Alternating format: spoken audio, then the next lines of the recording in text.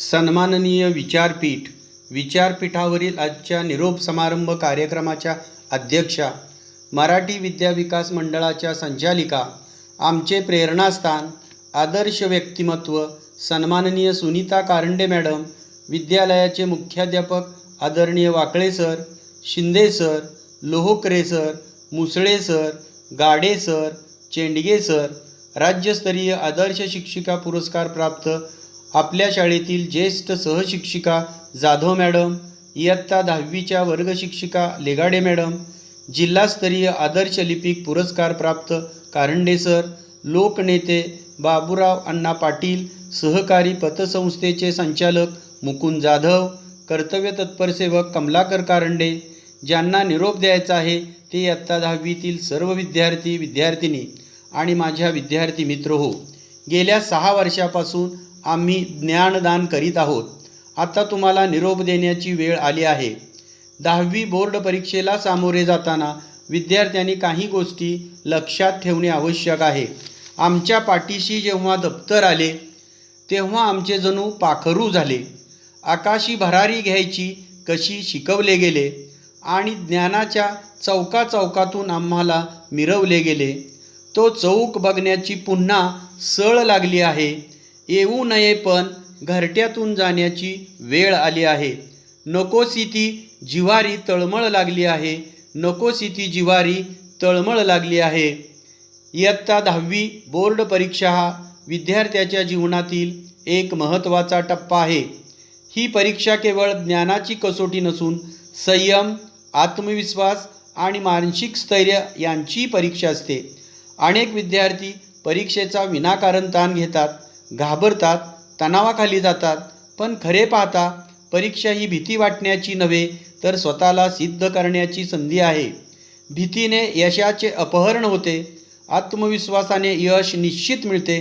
म्हणून पलीकडे सकारात्मक दृष्टिकोन ठेवून निर्धाराने यश मिळवण्यासाठी प्रयत्न करायला हवे. विद्यार्थ्यांनी हे समजून घ्यायला हवे की परीक्षा ही त्याच्या शैक्षणिक जीवनातील एक महत्त्वाचा टप्पा आहे, पण संपूर्ण आयुष्य तिच्यावर अवलंबून नाही. त्यामुळे यशाची खरी संधी भीतीच्या पलीकडे असते. हे लक्षात ठेवून निर्धाराने परीक्षेची तयारी करावी. सुयोग्य वेळापत्रक तयार करा. दिवसाचे 3 भाग करा. नवीन अभ्यास, पुनरावलोकन आणि विश्रांती. जे घटक अवघड वाटतात त्यास अधिक वेळ द्या. पाठांतरापेक्षा आकलनाला महत्त्व द्या. कठीण विषय चित्र, तक्ते, माइंड मॅप्सच्या साहाय्याने सोपे करून घ्या. अभ्यासाचे छोटे छोटे टप्पे निश्चित करा. बोर्डाच्या मागील सर्व वर्षाच्या प्रश्नपत्रिका सोडवा. त्यामुळे परीक्षेच्या स्वरूपाची कल्पना येईल. वेळेच्या मर्यादित पेपर सोडवण्याचा सराव करा. केलेल्या अभ्यासाची उजळणी करा आणि चुका सुधारण्यावर भर द्या. मी हे करू शकतो हा आत्मविश्वास बाळगा. ताण आला तर दीर्घ श्वास घेण्याचा सराव करा. पुरेशी झोप घेतली तर स्मरणशक्ती सुधारते, मन ताजेतवाने राहते. योग्य आहार घ्या.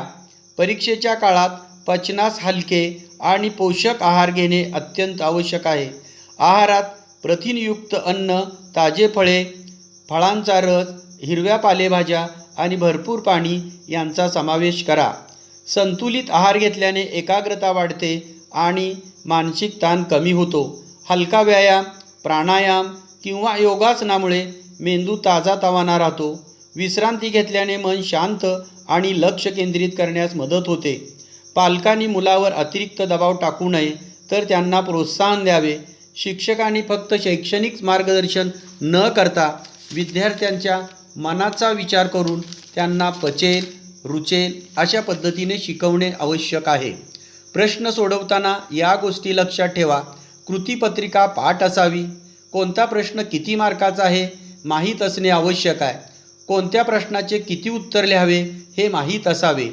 पत्रलेखन, अहवाल लेखन, गोष्ट, व्हर्बल टू नॉन व्हर्बल लिहिताना व्याकरण अचूक असावे. नवीन प्रश्न नवीन पानावर लिहावा.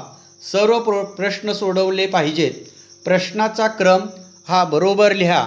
इंग्रजीसाठी प्रश्न सोडवताना प्रश्न पहिला येथे लिहावा, कारण या प्रश्नाला पैकीच्या पैकी मार्क मिळतात. प्रश्न क्रमांक फक्त लिहा. प्रश्न लिहिताना कोणत्या प्रश्नाचे उत्तर लिहितो हे लक्षात घेतले पाहिजे आणि तोच क्रमांक टाकावा. जसे विचारले तशाच प्रकारची कृती करावी. कलर पेनचा वापर करू नये. जेवढे विचारले आहे तेवढेच प्रश्न लिहा. आपण लिहितो त्यावर विश्वास असावा, म्हणजे आत्मविश्वास असावा. उत्तरपत्रिकेवर खाडाखोड करू नका. सराव करा. वेळेचे नियोजन व्यवस्थित करा. सर्व विद्यार्थ्यांना 10वी बोर्ड परीक्षेसाठी हार्दिक शुभेच्छा. मला संयोजकांनी बोलण्यास परवानगी दिल्याबद्दल मी त्यांचे आभार व्यक्त करतो आणि मी माझे छोटेसे भाषण येथे संपवतो. जय हिंद, जय भारत. उडत्या पाखरांना परतीची तमा नसावी. नजरेत नेहमी दिशा असावी. घरट्याचं काय केव्हाही बांधता येईल.